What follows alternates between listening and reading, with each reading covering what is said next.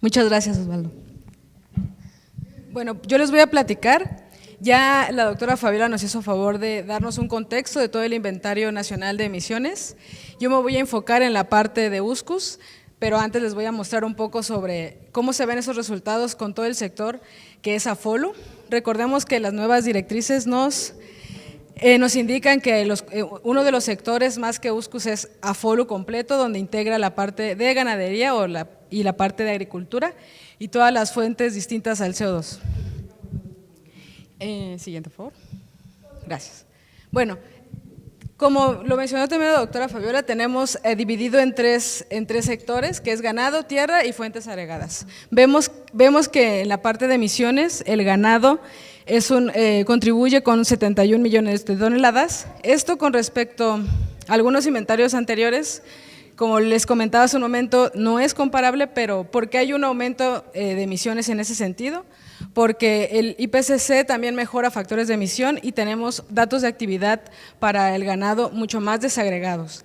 Eso combinado con los factores de emisión hacen que esto se ajuste y tenemos más emisiones. En la parte de tierra tenemos el neto, nos da como neto absorciones, sin embargo dentro de esto ahorita lo voy a poner un poco más desglosado, tenemos también cambios de uso de suelo. Y la parte de fuentes agregadas y fuentes de emisión de diferentes al CO2, aquí está todo lo relativo a quemado de biomasa, tanto en tierras forestales, praderas como en los cultivos.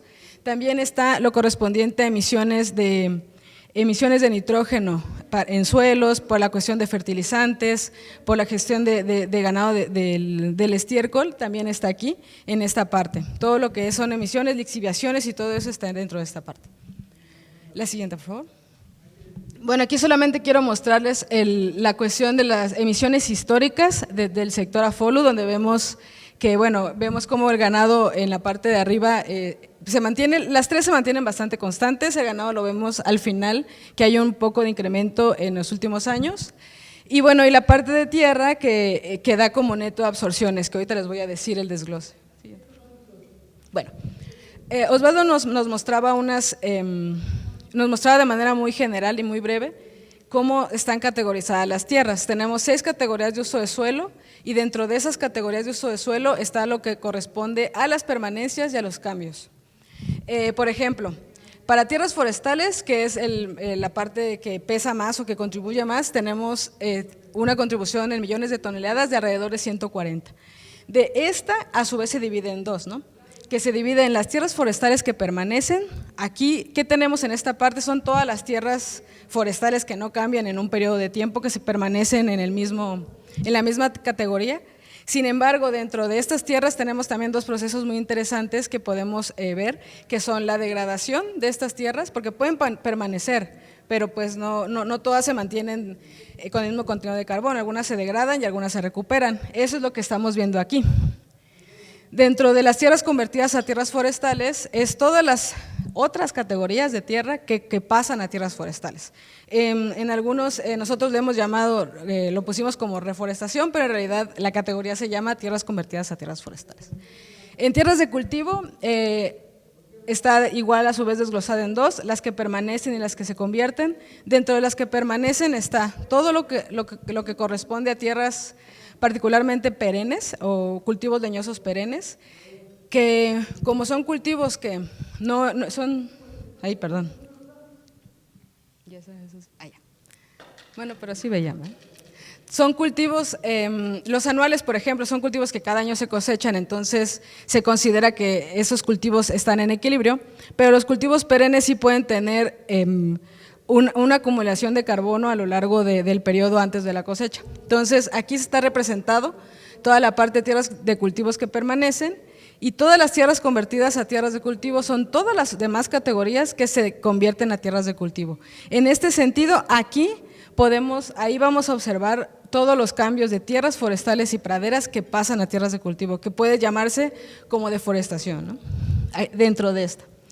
Dentro de las praderas también tenemos las praderas que permanecen como tales, que se comporta también, en respecto a carbono, también se comporta como un sumidero importante, y todas las tierras convertidas en praderas, que son todas las otras categorías que cambian a praderas, incluyendo tierras forestales. Dentro de los humedales que permanecen como tal, aquí no tenemos esta parte de la estimación. ¿Por qué? Porque eso sí, brevemente lo voy a aclarar. Humedales, como lo conocemos en México, nosotros conocemos los manglares, pero esos manglares están dentro de tierras forestales porque toda la cobertura de vegetación, de acuerdo a las definiciones del país y a las del IPCC, se encuentran aquí, así que sí están estimadas, pero están acá, digo, porque es lo primero que luego nos dicen. Ahora, ¿qué dice el IPCC que se reporta acá? Son las tierras inundadas, y en ese caso hablan de turberas y algunas otras cosas que no aplican tanto para México. Pero, por ejemplo, también nos dice que si hay presas o cuestiones acuícolas sí se deben de contabilizar. Entonces, es por eso que esta categoría se representa con las tierras convertidas en humedales, que son todas las tierras que se convierten en humedales, incluyendo las tierras forestales. Si hay algún cambio de uso de praderas o de tierras forestales que pasan algún cuerpo de agua por una construcción de presa o de algún tipo de granja acuícola, están dentro de esta parte.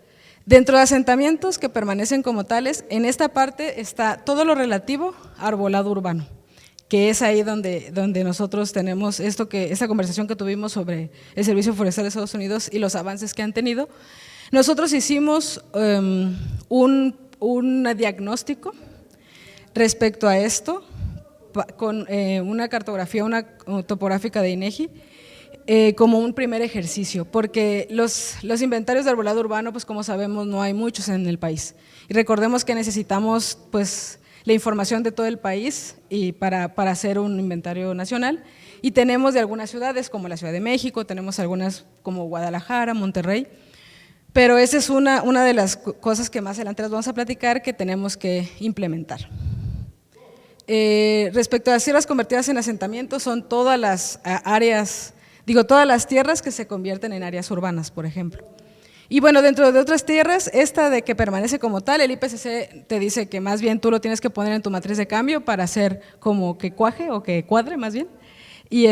Pero lo que se contabiliza es las tierras convertidas en otras tierras, que es todos los usos de suelo que se convierten en otras tierras, considerando que esas INEGI las toma como áreas desprovistas de vegetación, por ejemplo. Y bueno, como uno de los avances que se tuvo, como lo mencionaron, es la cuestión de las incertidumbres, en todo el inventario, pues el sector USCUS también tiene este cálculo, y entonces aquí, estas de acá no están calculadas porque no, como les comenté, no se calcularon, pero aquí podemos ver en gigagramos de CO2 la contribución de tierras forestales, cultivos y pradera y sus intervalos de incertidumbre. Esto es respecto a las categorías de cambio, es decir, humedales, asentamientos y otras tierras. Recordemos que esto no presenta permanencias, sí presentan los cambios de uso que se dieron hacia esas tierras con sus respectivos intervalos de incertidumbre. Otras tierras tienen un intervalo bastante considerable. Son contribuciones pequeñas, pero está ahí el contar.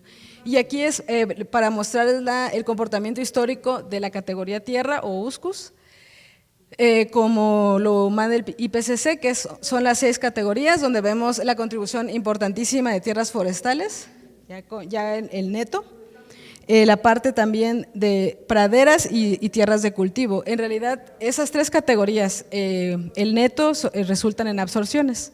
Dentro de esto está también ya toda la parte de cambios de uso de suelo.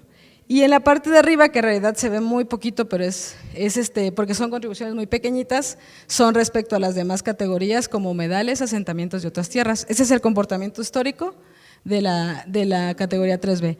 Ahorita con mayor detalle y mayor desglose, Osvaldo les va a enseñar ya como con una lupa cada una de estas categorías, y además, como se hizo la prueba de exactitud temática, tenemos una comparación respecto a lo que da las emisiones con las áreas mapeadas y unas emisiones con áreas ajustadas que realmente sí impacta en los resultados. Ahorita, Osvaldo. Gracias.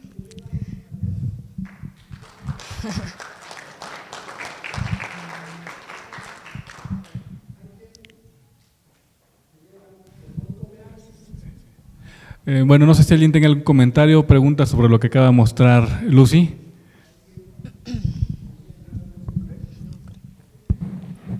menos cree.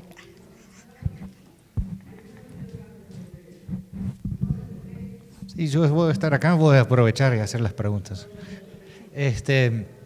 Una cosa que estaba como que viendo entre las comunicaciones 3, 4, 5, 3, 4 eran 2003, la quinta era 96 otra vez y ahora están apuntando a 2006. Las absorciones que veo ahí son grandes, ¿no? En tierra que permanecen. Y comparado con la 3 y la 4 comunicación, ¿fue solamente la diferencia? Y a lo mejor eso es una pregunta para la tarde, pero fue una pregunta sobre la definición de área bajo manejo, ¿no? O no, porque las absorciones anterior 3-4 eran un poquito y ahora están hablando de orden de magnitud mucho más. ¿Y es solo por el cambio de que vamos a contar todo el bosque?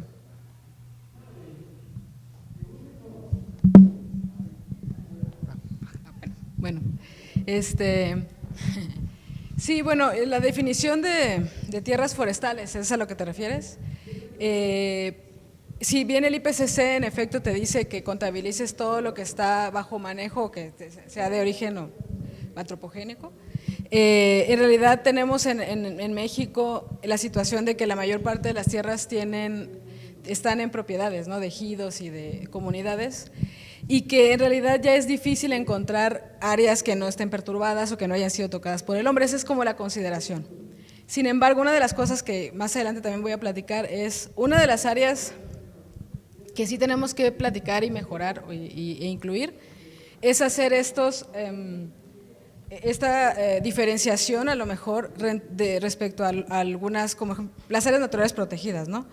Así como lo estamos haciendo de manera espacial, estamos ubicando de manera muy general toda la parte de cobertura forestal, sí hacer el esfuerzo de, junto con la CONAM o con la CONABIO, todas esas áreas que ya tenemos determinadas como áreas naturales protegidas, incluyendo los mismos manglares, sí tratar de diferenciar cuánto de todo esto corresponde a estas áreas, ¿no? Eso sí sería algo que digo que de hecho lo hemos platicado y lo vamos a hacer, solamente que va a ser un poquito más adelante.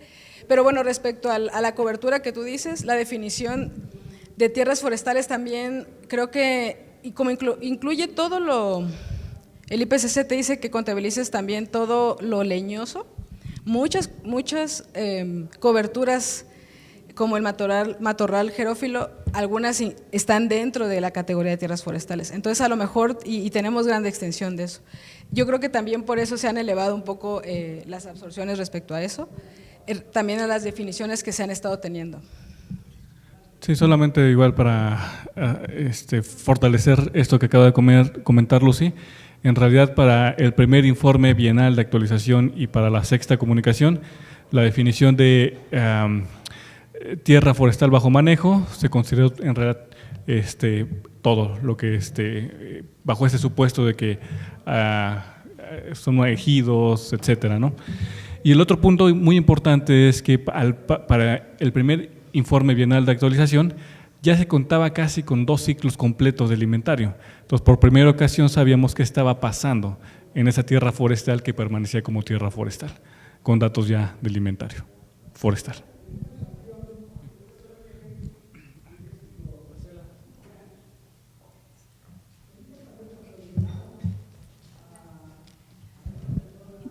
Yo diría que el gran cambio, por ejemplo, de la cuarta, que sí se incluían los bosques que permanecían como bosques, solamente recuerdo, se usaban factores de absorción muy chiquitos. Y esta última, ahora lo que tienes es por primera vez los 2 ciclos, que tienes los datos reales de cómo está creciendo. Entonces, yo creo que sí tenía un gran efecto, un caso de supuesto que solo tenías área por un factor de absorción muy pequeño, porque recuerdo que era súper conservador, a 2 ciclos de inventario donde tienes realmente tasas de crecimiento que estás evaluando. Entonces, yo creo que eso fue un gran efecto. Y los bosques bajo manejo también en la cuarta se suponían más las partes de extracciones y no tanto estos crecimientos que ustedes están viendo parejo para todo el país, sin importar en dónde está. Sí, también creo que es importante mencionar que cómo lo reportas, eso es súper importante. porque hay comunicaciones que usan metodologías muy parecidas respecto a los datos de actividad y todo, pero ya a la hora de reportar, por ejemplo, la cuarta comunicación tiene unos elementos de permanencias, pero cuando reportan, lo reportan como más 1996. Y entonces ahí se pierde el efecto de las permanencias, ¿no? Que es lo que nos pasó en el BUR. En el BUR jamás habíamos hecho esta ecuación de las permanencias, y lo que hicimos fue separarlo y solamente pusimos lo correspondiente a emisiones. Cuando el IPCC nos dice, oigan, pero ya lo calcularon, ¿por qué lo sacan? Y se ve de este modo, ¿no? Se nos hace raro porque estábamos acostumbrados a ver como que las emisiones por incendios, las emisiones por cambio de uso de suelo, y de repente vemos un neto que no estábamos acostumbrados, ¿no? Y yo creo que es también el tipo de cómo lo estamos reportando, cómo el IPCC nos lo está indicando y cómo nos estamos adaptando también a esos nuevos reportes.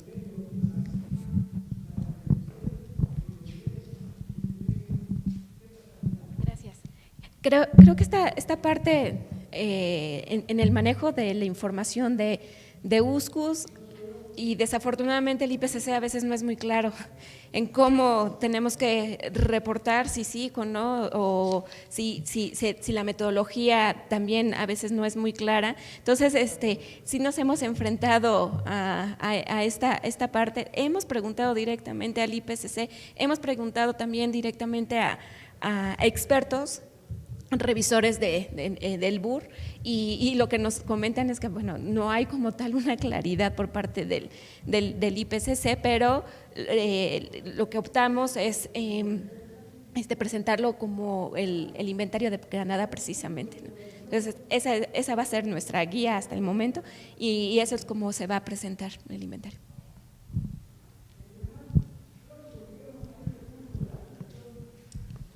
Speaking of that clarity, so you may be aware that there's Quizá estén conscientes de que hay un refinamiento a las guías del 2006, y ese es un área focal de este refinamiento. Aclarar en particular el elemento de tierras bajo manejo. En la tierra bajo manejo ese elemento va a continuar existiendo. Ha sido un tema controversial por mucho tiempo, no se va a resolver para la refinación del 2019, pero sí habrá claridad en términos de estas categorías, lo que se maneja, lo que no, lo que está perturbado, lo que no, para recopiladores de datos que quizá estén elaborando esos valores de default para categorías de conversión, para tierras remanentes en una categoría, por ejemplo. Entonces, lo que complementa esas tablas en la refinación de 2019 va a ayudar a los compiladores de inventario. Será más claro en términos de lo que se tiene que reportar en términos de emisiones, pero también en términos de remoción de bosque.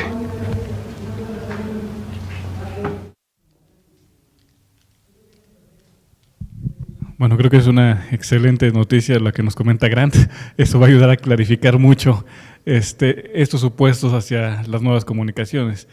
Y que bueno, ha sido en realidad esta inquietud que ha compartido la doctora Fabiola es algo que nos ha conflictuado, al menos desde el primer BUR. Así que bueno, creo que estaremos esperando las nuevas guías del IPCC para clarificar. Bueno, pues si no hay ninguna pregunta más, le damos un aplauso entonces a Lucy.